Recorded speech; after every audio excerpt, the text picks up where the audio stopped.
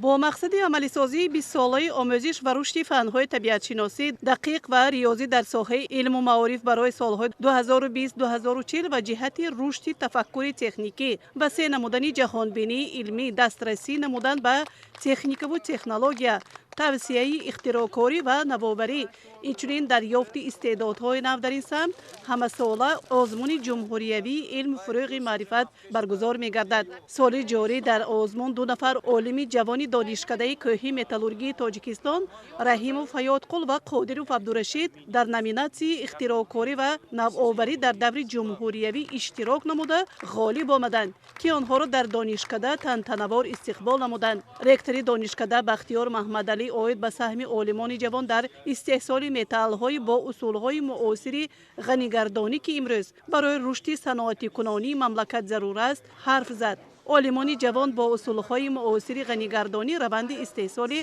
ملیبدن و سرمه را به راه ماندند. ذخیره‌های سرمه‌ای در جهان ثابت شده 3.9 میلیون تن را تشکیل می‌دهد که از این 62% در چین، 10% در تاجیکستان و 4% در روسیه میباشند.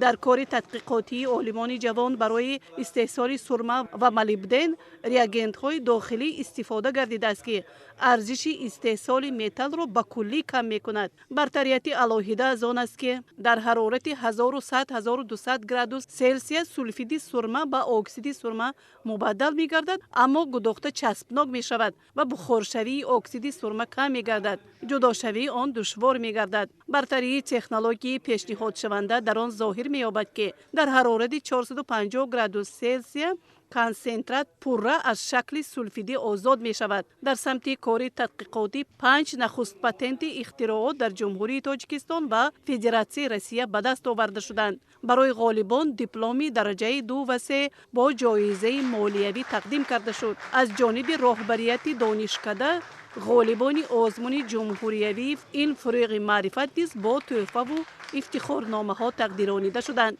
اقدام عالمان جوان دانشکده نمونه پیروی بوده. برای شاگردان و متخصصان ساحه دستاوردهای بهترین ساحه به حساب می روند.